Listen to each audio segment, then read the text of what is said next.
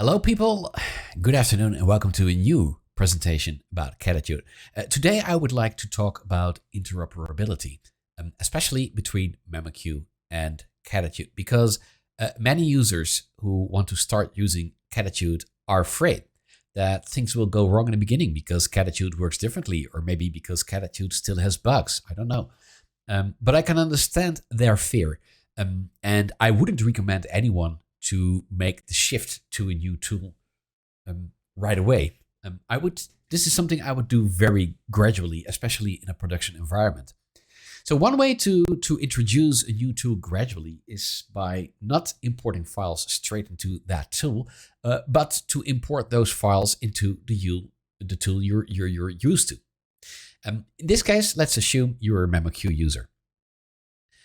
Let me just start up. Let me just fire up memoQ. Here it is. Takes a while to start up though. And there we are. First, let me show you. The file I'm going to show you is in a directory called projects tests. There we go. Let me get rid of these files first. Okay. This is what the file would look like if imported straight into Cattitude. Before I show that, I should actually show you the file itself. It's a Word file. It has some yellow background text, which should not be text with the yellow background, which should not be translated. Then there's black text, which should be translated. And to introduce some text, tags. I've made one word blue. Okay. Now, what you should know is that memoQ hides text that has actually been hidden in Word, whereas Cattitude hides text in Word that has a yellow background, for the simple reason that it's much easier to paint a background, give background of the letters a different color. If you want to actually hide the text, it's a bit more complicated. You have to press a few more buttons. Anyway, this is what the text looks like. So if I import it in Cattitude, there you go. This is the result. The text with the yellow background has a blue background in Cattitude, which means don't touch this. It's hidden. It should not be translated. And then there are these two black lines, which actually need translation. The first line has one tag. The second line has no tags. This is what it looks like in Cattitude. Enter memoQ. Let's import the same file into memoQ by just dragging this file and then press Start Translating. And then there is an optional splash screen which I could, fill out with all kind of information, but for demonstration purposes, I don't find this very interesting. So let's just skip this and press Finish. And then the operation has been completed with some errors. And this is because the file is still open. I need to close it first. Cattitude does not have this problem. I can actually show you this. Here's the file in question. And here is Cattitude. As you can see, the file is open. And when I just import the file, press Translate. There you go. No issue whatsoever. Okay, anyway. Let's close the Word file and try importing it again using the dashboard. Start translating. Detecting languages. Screen. Finish. And there we go. Okay. So what does this look like? It looks a bit like this. Well, the hidden text obviously is not hidden because, as said before, memoQ assumes that the text is hidden in Word itself. Does not assume that we want to hide the text that has a yellow background. This is perfectly fine. We have the one word that had one tag in Cattitude. It now has two tags. And that's basically it. What's been bold is bold. And the rest is not bold. So, okay.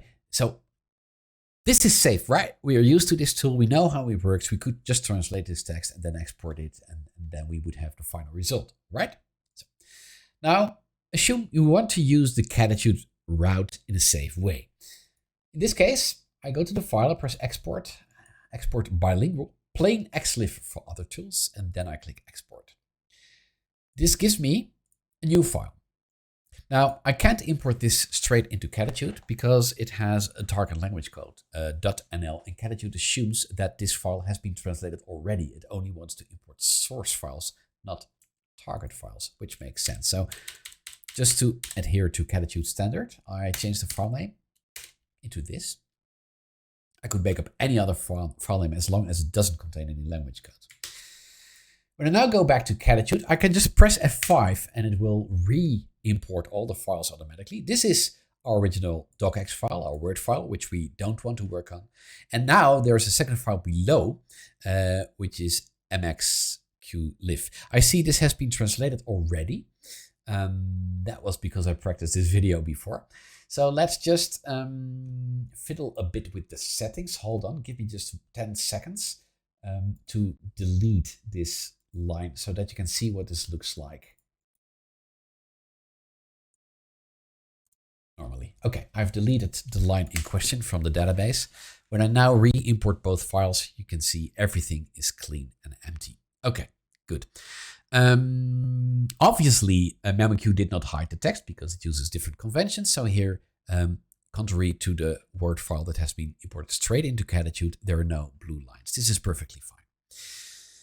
Let's just, if I can actually just export this the way it is, what Cattitude will do by default is that it will copy the source to the target. But just to show you a difference between the source and the target file, let's just translate the second line. This is what modern MT gives. And in this particular case, I'm not very satisfied about the Dutch translation. So instead, let's just press Ctrl D to ask DeepL for a maybe better suggestion.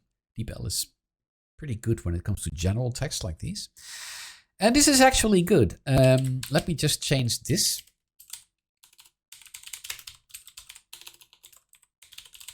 Uitgedaagd door barre weersomstandigheden en moeilijk begaanbaar terrein worden groepen vluchtelingen achtervolgd door de Inquisitie. Sounds good to me. Could maybe improve it a bit, but this is just for demonstration purposes. When I now press F5, you can see that the line has actually been added to the database. I can now export this. And this will give us a new xlib file, which I can import straight into memoQ, like this. It says updated successfully. When I now go back to the file, you can see that the second line indeed has been translated and that all other lines have been copied. Bold has stayed bold and the texts are exactly at the right place.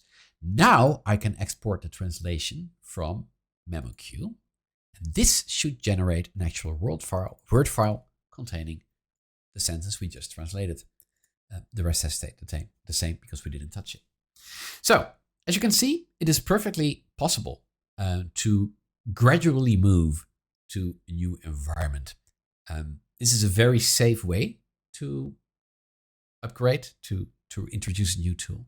And I strongly recommend you to use this approach if you are planning to introduce Cattitude in your production environment. The next video, I would like to show you a similar approach, but then for Trados, which is a lot more complicated.